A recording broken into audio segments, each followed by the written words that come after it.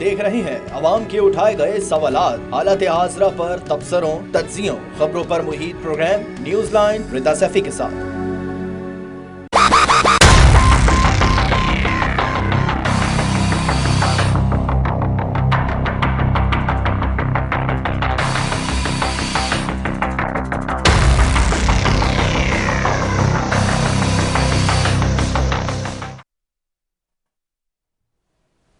अस्सलाम वालेकुम, मैं हूँ रिदा सैफी। नाजरीन, बज़ाहिर ऐसा महसूस हो रहा है कि पाकिस्तान में किसी को कोई परवाह नहीं कि मौशी बहरान सुर्ख लाइन उबूर कर रहा है, आवाम के खुराक जैसी बुनियादी ज़रूरियात पूरी नहीं हो रही, कौमी मईशत को झटके पे झटके लग रहे हैं। मगर दूसरी जानिब हम देख रहे हैं मुल्क के सियासी खिलाड़ी आइन खेलने में मसरूफ हैं।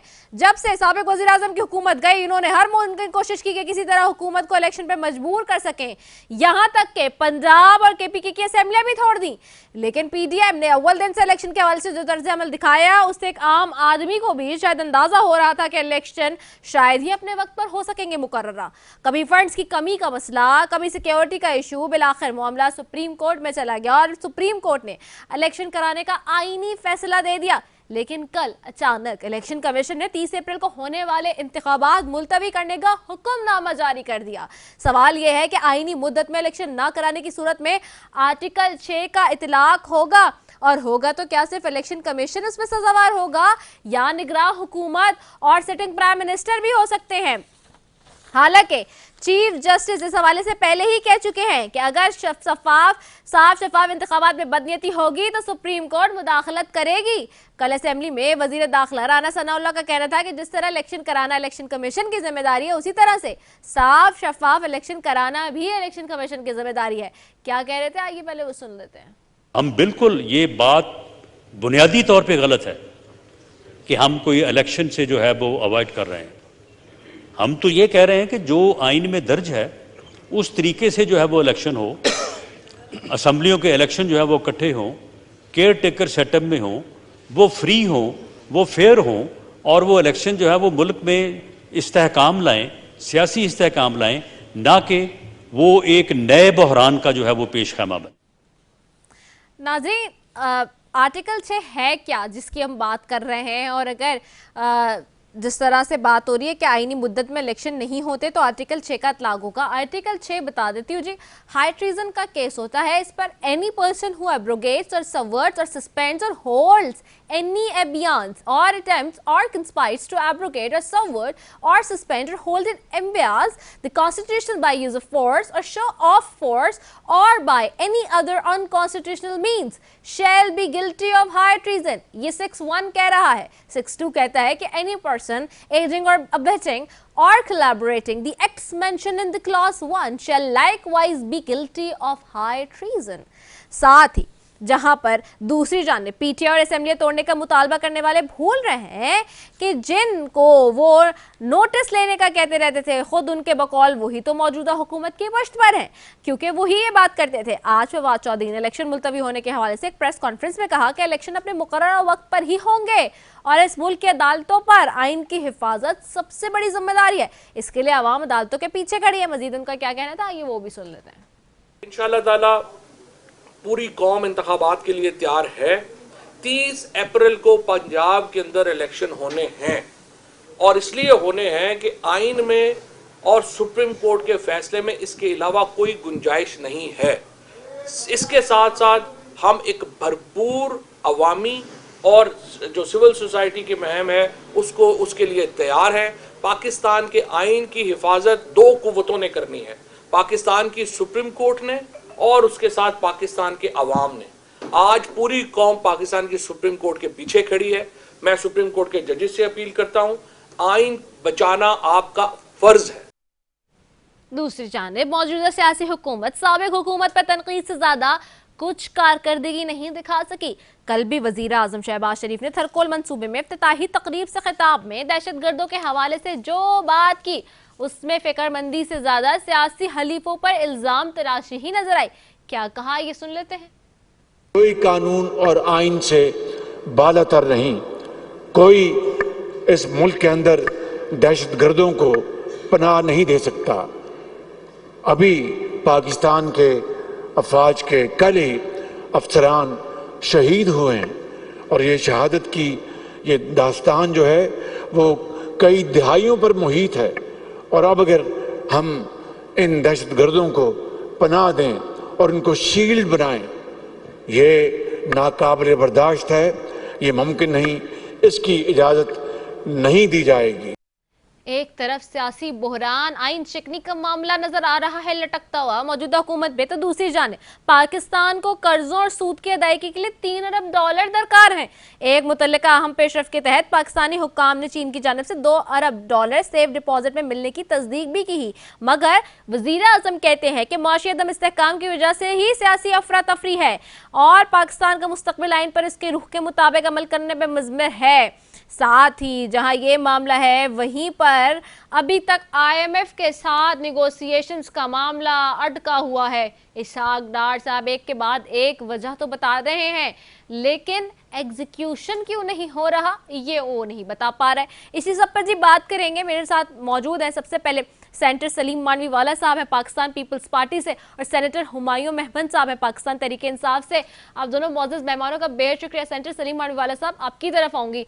सेनेटर साहब, आपकी पार्टी जमहूरियत की हमेशा अलमबरदार भी रही है और जमहूरियत की खातिर कई कुर्बानियां भी दी। मौजूदा सियासी सूरत हाल में आपके साथ जो हुकूमत में दूसरी सियासी जमात है मुस्लिम लीग नून की, वो एक पार्टी को दहशतगर्द करार देने में, कलअदम करार देने में तैयार हैं और साथ ही अब जो हालात हुए हैं कल के डेवलपमेंट के बाद जो इलेक्शंस मुलतवी हुए हैं, इसमें सीधा सीधा केस जाता है जी सुप्रीम कोर्ट की तरफ, और कोर्ट तो पहले ही इंदिया दे चुकी थी कि जी आइन के साथ ना खेला जाए। आइन आपकी पार्टी ने दिया, आपकी पार्टी ने बचाया, तो अब क्या मौजूदा सूरत हाल में भी बचाएंगे? देखिए जी, पहले तो मैं आपको ये बताऊं कि इलेक्शन से ना बाय इलेक्शन से हम भाग रहे थे, ना हम ये चाह रहे थे कि इलेक्शन डिले हो। हमने कभी भी, ना हमारी लीडरशिप ने कभी भी ये नहीं कहा कि इलेक्शन नहीं होने चाहिए। बट एक चीज़ ज़रूर हम शुरू से कह रहे हैं कि इलेक्शन टाइम पे ही होंगे, विच इज़ इन अक्टूबर। और ये पोजीशन चेयरमैन बिलावल ने और सब ने डे 1 से हमारी यही पोजीशन है। अब जहाँ तक आइन को तोड़ने वाली बात है, जो आप आर्टिकल 6 की बात कर रही हैं, ये आइन को मेरा नहीं ख्याल कि कोई भी तोड़ना चाह रहा है। मगर देखें, इलेक्शन प्रोसेस के बाद काफ़ी चीज़ें होती हैं। जैसे इलेक्शंस होंगे, उसके बाद फिर आपका प्रेसिडेंट इलेक्ट होगा, उसके बाद सूबाई चीफ मिनिस्टर्स इलेक्ट होंगे, दूसरी चीज़ें होंगी। एक प्रोसेस होता है कि इलेक्शन के बाद। अब अगर इलेक्शन कमीशन ये कह रही है कि हम इलेक्शन एक साथ ही कराएंगे, या उनकी जो मुश्किलात हैं इलेक्शन कराने में, क्योंकि मुझे जहाँ तक पता है उन्होंने कहा है कि तकरीबन 40 बिलियन रुपए का खर्चा है ऑन दी इलेक्शन। तो इसका मतलब ये है कि 40 बिलियन खर्च होंगे अप्रैल में, और फिर अक्टूबर में 40 बिलियन और खर्च होंगे to complete the election process of the whole country. तो मैं ये समझता हूँ कि इलेक्शन कमीशन ने जो भी डिसीजन लिया है वो इसलिए नहीं लिया कि आइन को तोड़ा जाए और या कोई ऐसी चीज़ की जाए जिससे आइन डिस्टर्ब हो किसी तरीके से भी। उन्होंने एक प्रैक्टिकल डिसीजन लिया है, अपनी मजबूरियां देखते हुए, अपने मसाइल देखते हुए। और देखें, हर दफ़ा हर पार्टी इलेक्शन कमीशन को ही ब्लेम करती है, कभी कोई चीज़ गलत हो या कोई भी चीज़ ऐसी हो जो कि उनको एक्सेप्टेबल नहीं हो। तो मैं ये समझता हूँ कि कोई, और आज आपने लॉ मिनिस्टर की भी सुनी होगी प्रेस कॉन्फ्रेंस, तो उन्होंने भी ये बात एक्सप्लेन की है। देखें, इलेक्शन होने हैं, ये आपको भी पता है, मुझे भी पता है, सबको पता है। इलेक्शन से कोई छुटकारा नहीं है। अगर कोई ये सोच रहा है कि इलेक्शन नहीं होंगे तो वो आई थिंक किसी गलत फहमी का शिकार है।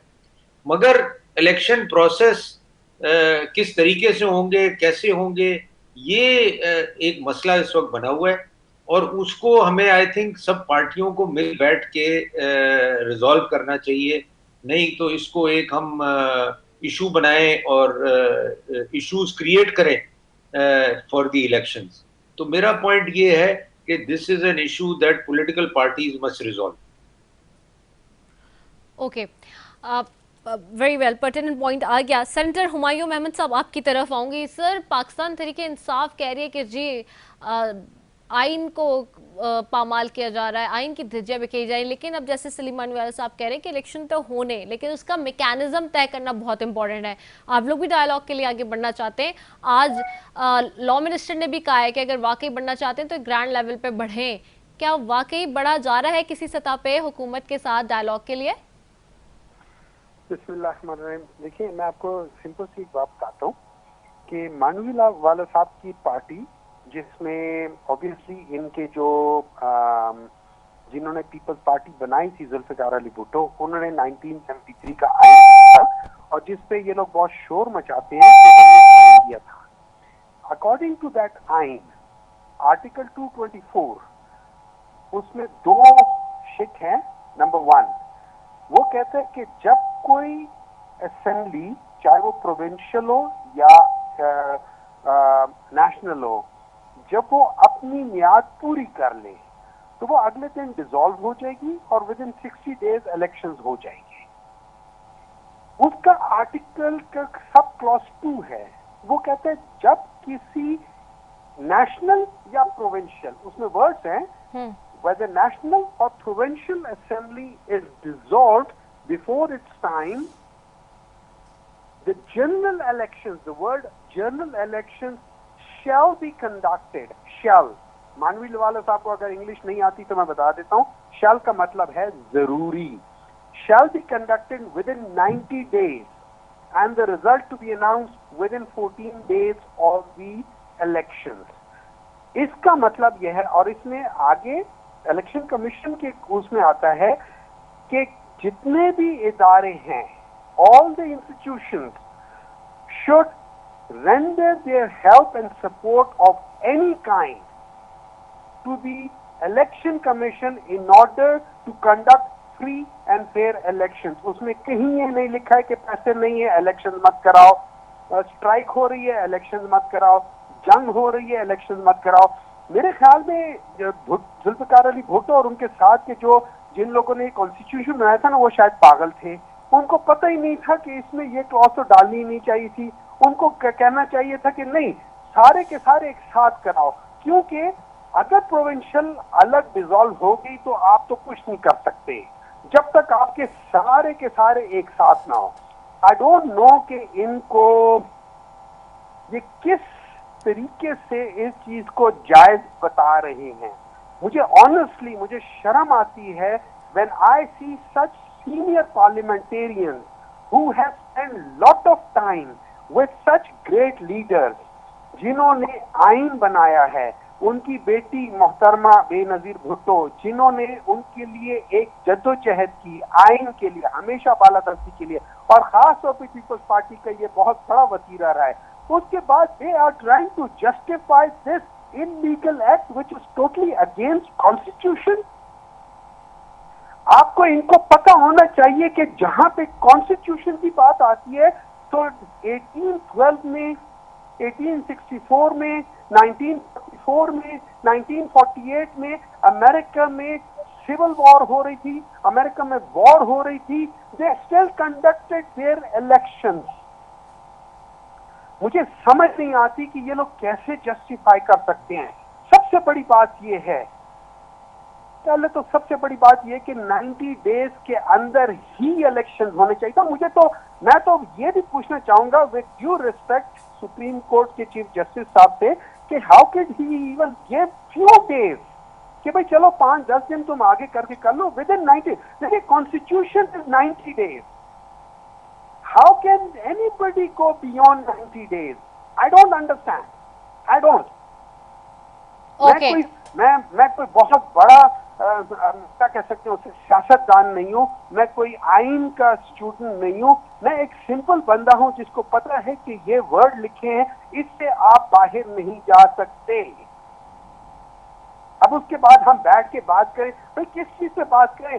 ये तो इलेक्शन कमीशन जो कर रहे हैं ना, ये तो मतलब सिरे से ही इन सब 4-5 मेंबर के ऊपर सीधा सीधा आर्टिकल 6 है। और अगर उनकी मानत करते हैं ये लोग बाकी पार्टियों वाले, they should be come into this thing as well. Okay. how can you do this thing? Okay, senator Kamran Murtaza sahab की तरफ भी जाऊंगी। सेनेटर साहब, आप तो एक जाहिर सी बात है, एक पार्टी को तो रिप्रेजेंट कर रहे हैं, जमीयत उलमा इस्लाम को, लेकिन साथ साथ आप माहिर कानून भी हैं।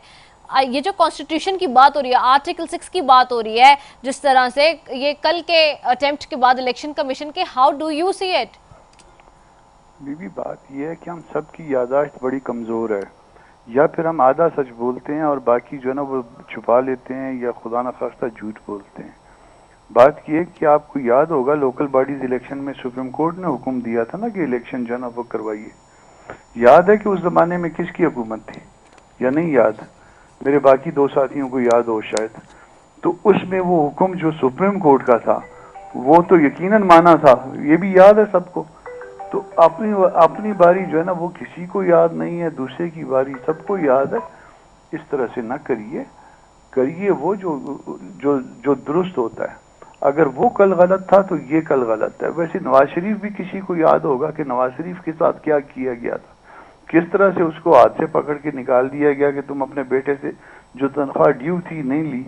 तो उसके ऊपर तो किसी ने जरूर बताया होगा कि उसका आर्टिकल 17 का जो हक था वो कैसे मुतासिर हुआ, और उसके ऊपर तो हमने सब ने जो है ना वो फूल चढ़ाए थे, और उसको जो है ना कि जान छूट गई। अब जो है ना 1 वे ट्रैफिक चलेगी और इस तरह से खेलेंगे। तो ये 90 डेज तो सबको याद है।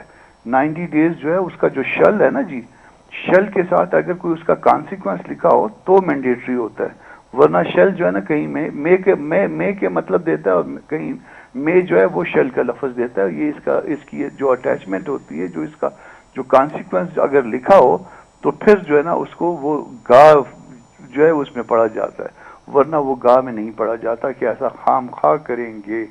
तो ये तो खैर चले, सुप्रीम कोर्ट में पिटीशन फाइल हो गई है, मैटर सब जुडिस हो गया है, वो देखेंगे। वैसे मतलब ये 2 ज्यादतियां तो मैंने अभी याद करवा दी ना, जो Nawaz Sharif sitting prime minister के साथ हुई और जिसके ऊपर ढोल बैंड बाजे सब कुछ बजाए गए, और किसी को याद नहीं आया कि एक दस्तूर का एक ऐसा हक जो है वो मुतासिर हुआ उसका। और इस तरह से इस बात पे जो है ना उसको कहा कि जी आपने ये चीज डिस्क्लोज की थी। इसके बाद जो है ना वो बहुत सारे मैं और वकालत और जो है ना नॉमिनेशन पेपर जो है ना इमरान खान साहब के बता देता हूँ, जिसमें डिस्क्रिप्शन एक दूसरे से मिलती ही नहीं है। ये जो 9 8 हल्कों में लड़े थे ना उन्होंने इलेक्शन, उसमें भी आपस में चीजें जो है ना नहीं मिलती हैं, वो भी ऐन गैन है आपस में। और उसके ऊपर तो किसी को याद नहीं आया कि जी उसको भी निकालना है। उसमें भी जो है ना जरा अगर कहते हैं तो मैं अभी आपको भिजवा देता हूँ 9 नॉमिनेशन पेपर, जिसमें क्या एक में एक बात लिखी है, दूसरे में दूसरी बात लिखी है। तो इस तरह से और वो मजे की बात ये है कि वो इस बात से बचने के लिए कि उनके खिलाफ अब कोई एक्शन होगा, वो ओथ नहीं ले रहे। आए ना जरा तशरीफ लाएं, ओथ लें, फिर उसके बाद फिर देखते हैं फिर कौन कौन से मामला जो है ना उनके कोर्ट्स में आते हैं। नोटिफिकेशन तो हो गया ना एक सीट का, बाकी सारे लेके आएंगे 9 के 9 जो ना वो नॉमिनेशन पेपर जो उनके सिग्नेचर्स के साथ हैं उनके साथ वो सामने रख देंगे। वैसे ये मामला भी आपको याद है कि वो जैली जो सिग्नेचर्स के साथ उनकी बेल पिटीशन जो फाइल हुई थी लाहौर हाई कोर्ट में, वहां तो किसी को कोई याद नहीं आया कि वो रियासत मदीना वाले ने ये जैली सिग्नेचर्स कैसे हो गए उसके, वहां तो फिर एक्सप्लेनेशन याद आ गई। तो ये 90 डेज वाला मामला चूंकि सब जुडिस हो गया है, सब जुडिस ही रहने दीजिए, और उसको जो है ना वो देखेंगे, उसको कंटेस्ट करेंगे, जो हमारी राय है वो हम यकीनन देंगे। और वैसे आर्टिकल 224 जो है ना उसको इन आइसोलेशन जो है ना वो 90 दिन को इन आइसोलेशन नहीं पढ़ना, उसके साथ बाकी और चीजें भी पढ़नी है। इसी आर्टिकल 224 में ये भी लिखा है कि केयर टेकर सेटअप होगा, और केयर टेकर सेटअप का मतलब ये नहीं है कि केयर टेकर सेटअप सिर्फ उसी सूबे में होगा, या अगर वफाक में होगा तो वफाक में होगा। उसका मतलब ये है कि एज ए होल होगा। इसको भी इंटरप्रेट करना है। ये केयर टेकर सेटअप वाला जो कॉन्सेप्ट आया 2010 में आया, और 90 दिन वाला कॉन्सेप्ट इससे पहले का। तो ये इसमें कहीं जो है वो एम्बिग्विटी आ गई है, कहीं पे इसमें ये मजबूर हो गया है, कहीं पे जो है ना ये इस बात की इंटरप्रिटेशन रिक्वायर हो गई है। और ये रिक्वायरमेंट जो है ना हमने कहा था सुप्रीम कोर्ट को कि ये आपका फर्ज है, इस एम्बिग्विटी को दूर करिए, मगर वो उसके ऊपर कोई फाइंडिंग नहीं आई। और जिस ऑर्डर का जो ये सहारा लेते हैं, जिसके बारे में ये फरमाते हैं कि जी वो ऑर्डर की जो है ना कोई वायलेशन हो गई है, ऑर्डर ऑफ द कोर्ट उसमें कहीं पे मौजूद है। ये जरा ऑर्डर में देख के ये सारे दोस्त जो है ना उसको अच्छी तरह पढ़ें, और बाकी इससे पहले वाले भी पढ़ें, जहाँ पे जो है ना वो कुछ मुख्तलिफ ओपिनियंस आते हैं जजों के, कोई बाई मेजॉरिटी जो है ना वो कोई चीज़ जो है ना वो कहते हैं कि ये बाई मेजॉरिटी हो गई है, वहाँ एक सेपरेट ऑर्डर होता है, ऑर्डर ऑफ द कोर्ट। यहाँ इस मामले में कोई ऑर्डर ऑफ द कोर्ट है? जरा देखें, अगर उनको मिल ले तो फिर उसके बाद हमें भी बताएं, हमारी भी इल्म में इजाफा होगा। अच्छा, इसमें एक चीज़ और भी है ना सेंटर साहब कि क्या जो हम, ठीक है आप जो बात कर रहे हैं कि जहाँ जहाँ आइन की वायलेशन हुई है या कानून की वायलेशन हुई है, लेकिन क्या हम उस चीज़ को मद्देनजर रखते हुए इसको हम जस्टिफाई कर सकते हैं कि जी चूंकि ऐसा हुआ है तो अब यहाँ भी अगर होगा तो क्यों पूछा जा रहा है? हम किस चीज को जस्टिफाई कर रहे हैं? हम तो कहते हैं कि 90 डेज जो है ना, ये कोई मैंडेटरी नहीं है। 90 डेज इसलिए मैंडेटरी नहीं है कि एक आदमी को उस वक्त प्रॉब्लम था जब उसके खिलाफ मेजॉरिटी ने जो है ना नो कॉन्फिडेंस कर दिया, तो उसको टेक्निकली उसने उठा के वो मारा। उस वक्त उसको नो कॉन्फिडेंस वो जो है ना डाइजेस्ट नहीं हो रहा था, और वो डाइजेस्ट ना होने के लिए उन्होंने जो है ना टेक्निकली जो है ना उसको आउट किया उस मोशन को, और उसके बाद असेंबली तोड़ दी। उससे पहले उनको असेंबली तोड़ना, इलेक्शन करवाना याद नहीं आता था जब दूसरों का मुतालबा था, ठीक है जी। और उसके बाद जब वो असेंबली तोड़ दी, जब रिस्टोर हुई, फिर उन्होंने नई ब्लैकमेलिंग की। नई ब्लैकमेलिंग ये है कि वो सिटिंग आउटसाइड दी हाउस, और उसके बाद दो लोगों को दो और जो है ना जो सीएम थे उनको डिक्टेट करवाया कि जी अब आप ये दो असम्बलियां तोड़ें।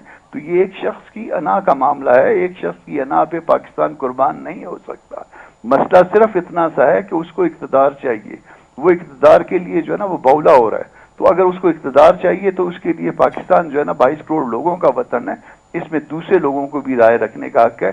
इसका मतलब ये नहीं है कि कहीं किसी सीएम साहब पे उसका जो है ना बस चलता है तो वो दूसरे लोगों को भी जो है ना अपनी डिक्टेशन पे चलाए। ओके सलीम मणिवाल साहब, वापस आपकी तरफ आऊंगी। सेनेटर साहब, अब अगर चूंकि तहरीक इंसाफ ने अनाउंस कर दिया है कि पंजाब इलेक्शन मुलतवी होने के मामले पे वो सुप्रीम कोर्ट में चैलेंज करने जाएंगे, एंड इफ अगेन जी कोर्ट्स इंटरवीन करती है, चूंकि जैसे चीफ जस्टिस ने भी पहले ही इंडिकेशन दे दी थी, तो आप लोग की फिर क्या राय होगी और आप लोग इसको फिर कैसे देखेंगे? देखिए, पहले तो मैं मेहमद साहब का जवाब देना चाहता हूं, क्योंकि वो उनका ये शायद ख्याल था कि मैंने कॉन्स्टिट्यूशन पढ़ा नहीं है और अंग्रेज़ी में नहीं पढ़ा मैंने। तो मैं उनको बताना चाहता हूं कि मैंने पढ़ा है, मगर मैं उनको जो जवाब दे रहा था वो इस तरीके से दे रहा था कि उनको ये रियलाइज़ करना चाहिए, जो कामरान साहब ने स्पेसिफिकली जवाब दे दिया, कि ये कोई ऐसी बात नहीं है कि उन्होंने एक चीज़ पढ़ ली और उन्होंने ख़ुद उसको इंटरप्रेट कर लिया and that is what it means. तो कामरान साहब ने बात तो क्लियर कर दी। मैं सिर्फ ये कहूँगा आपको दोबारा, I will say the same,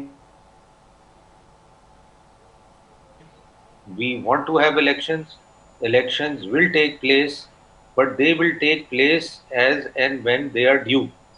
अब अगर उससे पहले आप इलेक्शन कराना चाहते हैं फॉर व्हाटएवर रीज़न, तो ये आपका अपना मौक़िफ़ है। और जैसे कामरान साहब ने कहा कि जी the matter is in the court now, और इनका हक है ये सुप्रीम कोर्ट जाएं, एक दफ़ा नहीं 10 दफ़ा जाएं, और जाके जो भी सुप्रीम कोर्ट डिसीजन देगी that will be implemented by all political parties, because we regard the supreme court and we have always respected the supreme court orders.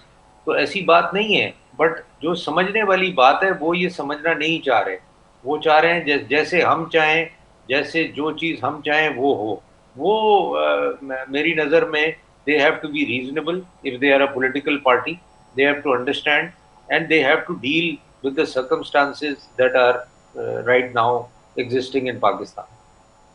Okay senator Humayun साहब, क्या हम सबकी ईगो ज़्यादा बड़ी हो गई हैं पाकिस्तान से?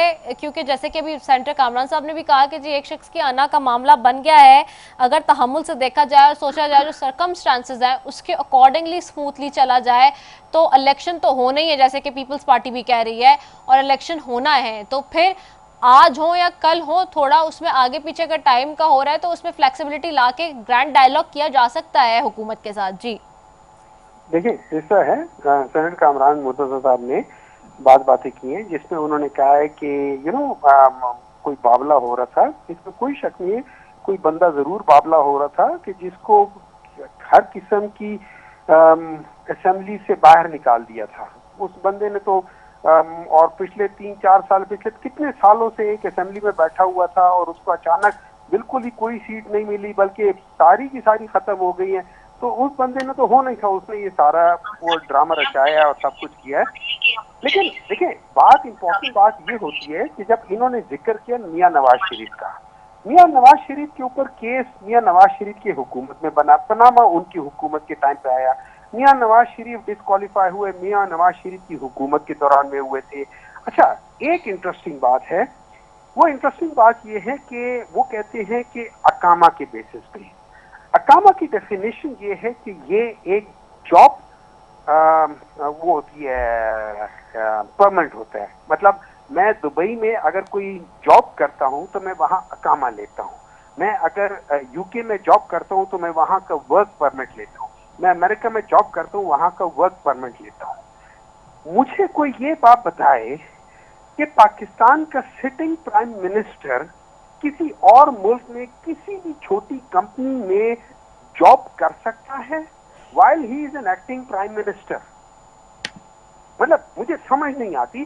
तनख्वाह लो ना लो की बात नहीं है, वो तनख्वाह अगर उसकी बनती है उसके लिहाज से लिखा हुआ है, टैक्स में होता है, पेबल होता है, टैक्स में क्या कह सकते हैं, उसमें रिसीवेबल होते हैं, पेबल होते हैं, दैट इज मतलब मुझे बहुत सारी चीजें होती है, पेबल होती है और उसके ऊपर टैक्स कटता है, सब चीजें होती हैं, लेकिन it is my income which has not been given to me but it is there.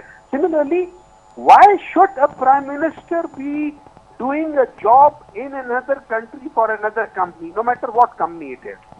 मुझे तो इसकी भी समझ नहीं आती। ठीक है, अब रही बात ये कि वो उस सुप्रीम कोर्ट ने डिसीजन लिया, सही लिया गलत लिया, मुझे उससे इल्म नहीं है। अगर उन्होंने गलत लिया, it should not have been done, अगर उन्होंने सही लिया, it should have been done. मेरे लिहाज से तो मेरा प्राइम मिनिस्टर किसी और मुल्क में किसी और कंपनी का क्यों जॉब कर रहा है, मैं तो इस बात पे, मुझे as a citizen of Pakistan मुझे शर्मिंदगी होगी, ये होना नहीं चाहिए।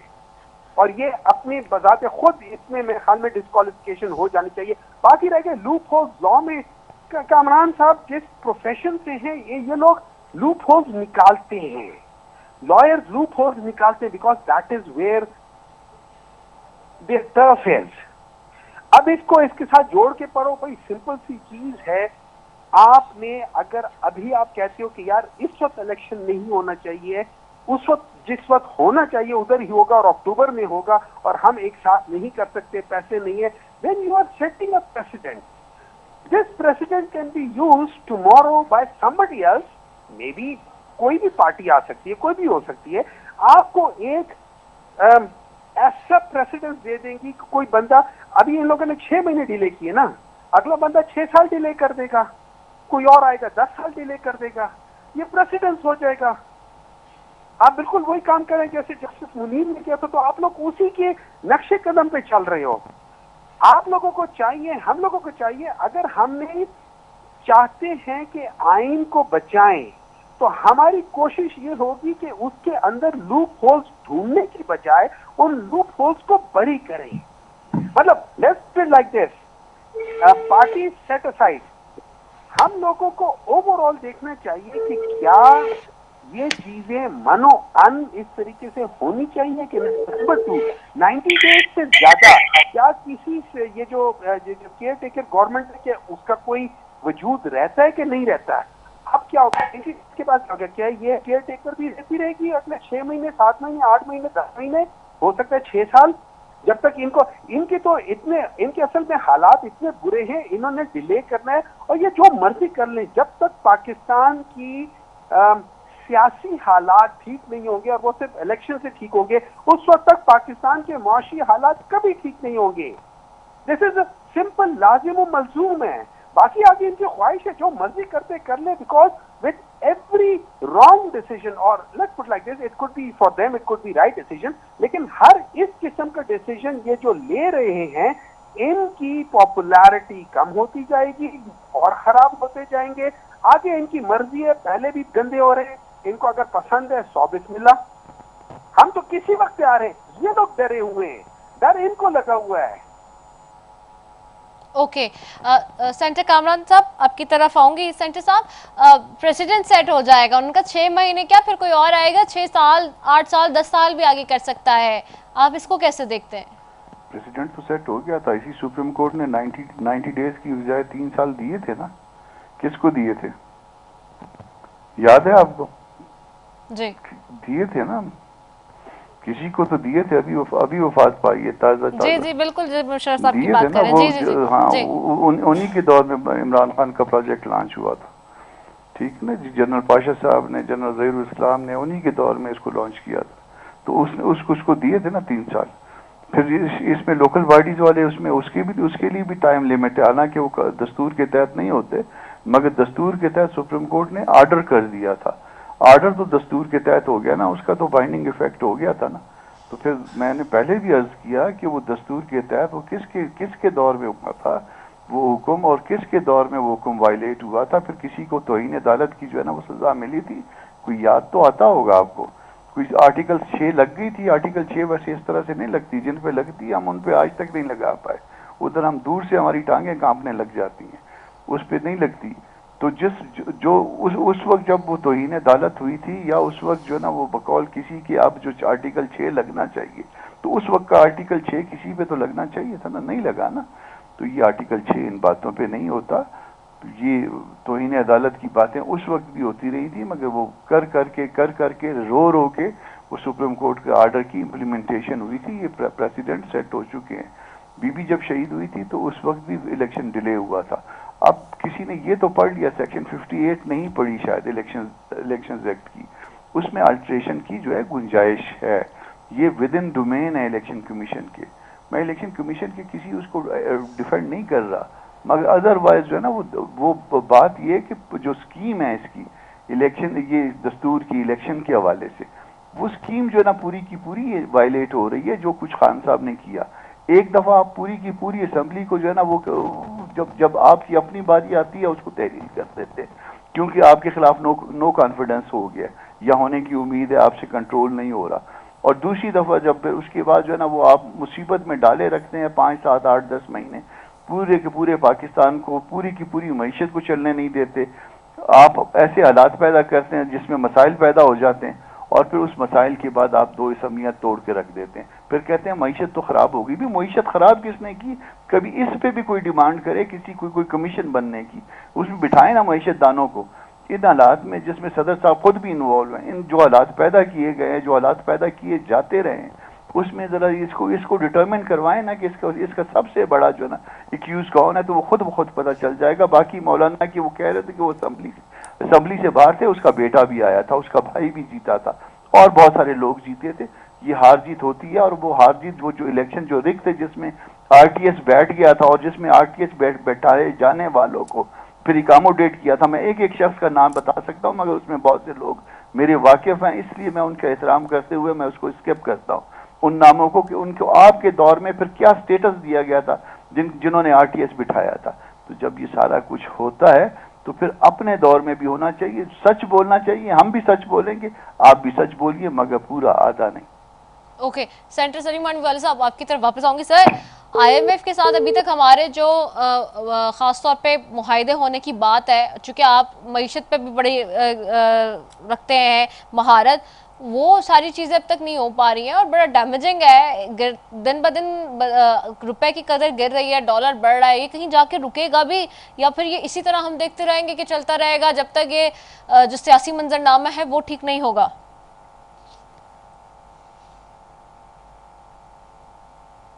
जी सलीम वानवाल साहब। सेंटर साहब, ये चल रहा है जब से लास्ट मैं तो कहूँगा 6 साल से चल रहा है।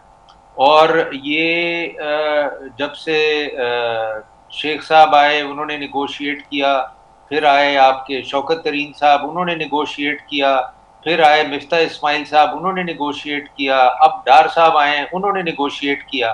तो मैं समझता हूँ कि ये एक ऐसा प्रॉब्लम है कि हर आदमी जो आता है वो कोशिश करता है कि मैं किसी तरीके से बेहतरी लाऊं, और इन द प्रोसेस वो बेहतरी जो है वो खराबी की तरफ चली गई। तो अभी भी कोशिश तो यही है, मुझे उम्मीद थी कि इस वीक जो है ये हमारा जो वीक इस वक्त जा रहा है कि इसमें हमारा SLA साइन हो जाए विद IMF, और फिर उनके बोर्ड में चला जाए और वो अप्रूव हो जाए। अब ऑब्वियसली कुछ चीज़ें हो जाती हैं कंप्लीट, कुछ चीज़ें रह जाती हैं। इट इज़ ऑलवेज डिफिकल्ट कि जब भी आप प्रोग्राम से वापस निकलते हैं बाहर फ्रॉम ओरिजिनल प्रोग्राम और आप वापस जाने की कोशिश करते हैं उसमें, तो उसमें मसाइल बढ़ जाते हैं, आसान नहीं होता। तो मैं समझता हूं कि कोशिश तो गवर्नमेंट पूरी कर रही है और मुझे उम्मीद है कि आई थिंक इस वीक कोई ना कोई हमें ये जो SLA साइन होना है ये हो जाएगा और उसके बाद होपफुली उनकी बोर्ड मीटिंग में ये अप्रूवल हो जाएगी और जैसे ये अप्रूवल हो जाएगी कोई स्टेबिलिटी आपको फिर नजर आनी शुरू हो जाएगी। ओके सेंटर हुमायूं साहब, क्विकली आपके साथ तरफ आऊंगी कि फिर मैंने ब्रेक पे जाना है। ये जो बात कर रहे हैं हमारी बाकी जमातें कि जी और खासतौर पे कामरान मुर्तज़ा साहब कहे थे सेंटर साहब के ये जो पॉलिटिकल अनसर्टेनिटी है इसकी वजह से, और आप लोगों के ऊपर हमेशा हम देख रहे हैं कि जी मुबैन तौर पे इल्ज़ाम आ रहे हैं कि सारा मईशत का जो कबाड़ा हुआ है वो आपकी वजह से हुआ है, और आपने भी जो पॉलिटिकल अनसर्टेनिटी की हुई है मुल्क के अंदर, इंस्टेबिलिटी है जिसकी वजह से मुल्क की मईशत सुधरने का नाम नहीं ले रही है। वजीर आजम से लेकर हर बंदा यही बात कर रहा है हुकूमत का। देखिए, मैं सिंपल सी बात ये, जब आप मईशत की बात करते हैं या फाइनेंशियल की बात करते हैं तो नंबर्स आपको खुद ही बताते हैं, जो इंडिकेटर्स होते हैं वो आपको खुद ही बताते हैं कि आपकी मईशत ठीक जा रही थी, गलत जा रही थी। जब 2013 में पाकिस्तान मुस्लिम लीग नून ने मईशत संभाली थी, मुल्क संभाला था, तो उस वक्त पाकिस्तान पीपल्स पार्टी ने 4.6 या 4.7 GDP पे छोड़ कर गए थे। इन्होंने 5 साल हुकूमत करके 6.1 पे जाके इन्होंने छोड़ा था।